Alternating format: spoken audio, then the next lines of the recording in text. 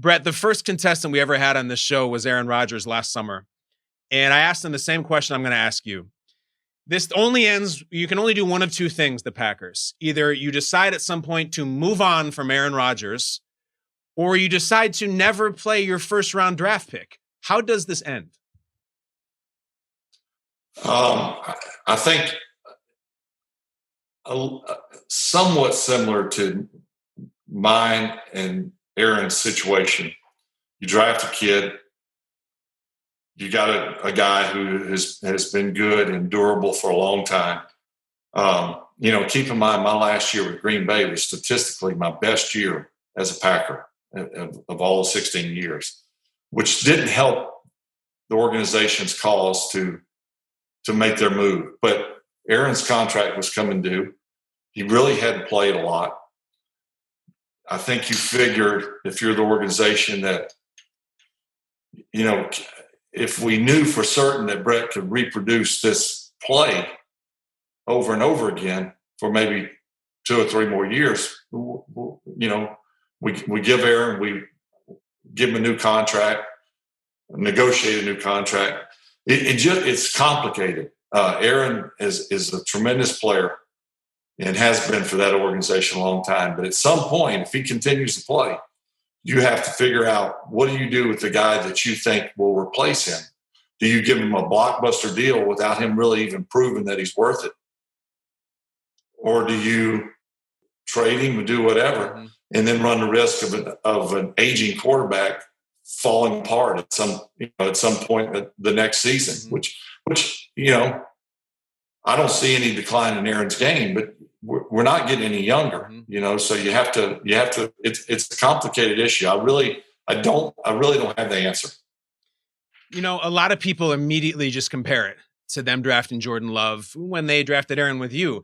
From my perception, Brett, the one big difference is that you used to talk about retirement a lot, and you'd say, I don't know if I'm coming back. And you'd even talk about it in production meetings with Collinsworth and Buck, that you're thinking about it.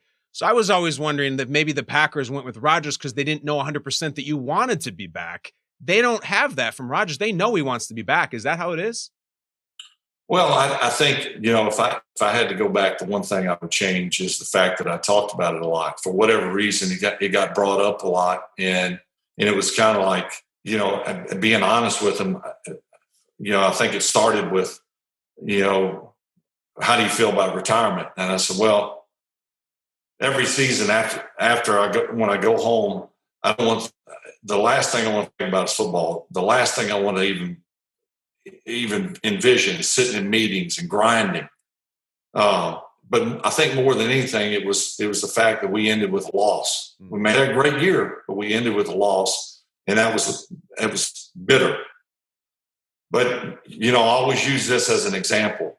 We all went to grade school, 1st through 12th, and if you can remember back, towards the end of the school year, you couldn't wait for the summer vacation to start. I mean, we all were like, man, I'm going to do this. I can't wait to get out. I hate the class. And then you got to summer vacation, and it was, man, you're riding the wave. You love it. But a couple of weeks before school started, you kind of look forward to going back. New classes, the newness of it. It was a little bit exciting. Get some new clothes, and then the whole cycle started over again. That's the way it was and is, I think, for all older players. I don't think you ask Drew Brees the last 3 or 4 years at the end of the season, 2 weeks removed, a month removed, are you excited about next year? He's going to say, I don't even want to think about it.